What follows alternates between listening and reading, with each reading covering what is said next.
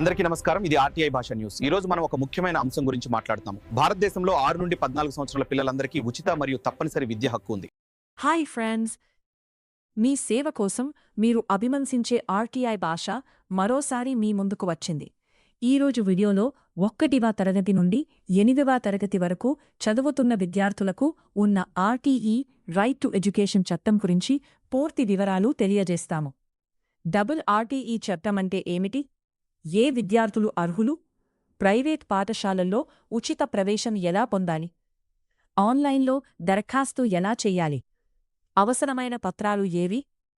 ఎంపిక ప్రక్రియ ఎలా ఉంటుంది? ఈ ప్రశ్నలన్నిటికీ సమాధానాలు ఈ వీడియోలో ఉన్నాయి. కాబట్టి వీడియోను పూర్తిగా వీక్షించండి. ప్రజల అవగాహనే మా లక్ష్యం.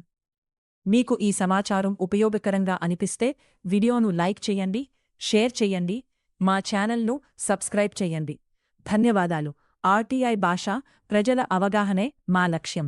ఈ రోజు మనం ఆర్టీఈ రైట్ టు ఎడ్యుకేషన్ చట్టం ద్వారా 1వ ప్రీ తరగతి నుండి 8వ ప్రీ తరగతి వరకు విద్యార్థులకు ఉచిత విద్య పొందే అవకాశాల గురించి తెలుసుకుందాం.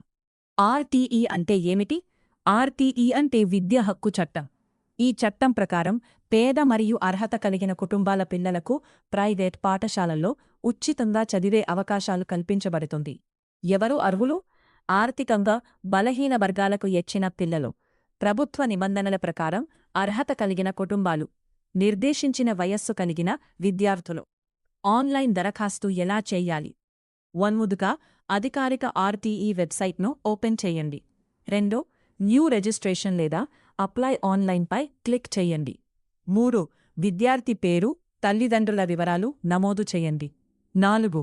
ఆధార్ కార్డు, జనన ధృవీకరణ పత్రం, ఆదాయ ధృవీకరణ పత్రం వంటి వివరాలు అప్లోడ్ చేయండి. 5. మీ ప్రాంతానికి సమీపంలో ఉన్న పాఠశాలలను ఎంపిక చేయండి. 6. అన్ని వివరాలు సరిచూసి అప్లికేషన్ను అవసరమైన పత్రాలు. 7. విద్యార్థి అప్లికేషన్ నంబర్ను, జనన ధృవీకరణ పత్రం, తల్లిదండ్రుల ఆధార్ కార్డు, ఆదాయ ధృవీకరణ పత్రం, నివాస ధృవీకరణ పత్రం, పాస్పోర్ట్ సైజ్ ఫోటో. ముఖ్య గమనిక: ప్రతి సంవత్సరం ప్రభుత్వం విడుదల చేసే నోటిఫికేషన్ ప్రకారం దరఖాస్తు తేదీలు మరియు నిబంధనలు మారవచ్చు. కాబట్టి అధికారిక ప్రకటనలను తప్పనిసరిగా పరిశీలించండి. ఈ వీడియో మీకు ఉపయోగపడితే లైక్ చేయండి, షేర్ చేయండి, మా ఛానల్ను సబ్స్క్రైబ్ చేయండి. మీ సందేహాలను కామెంట్లో తెలియజేయండి. ఆర్టీఐ భాష ప్రజల అవగాహనే మా లక్ష్యం.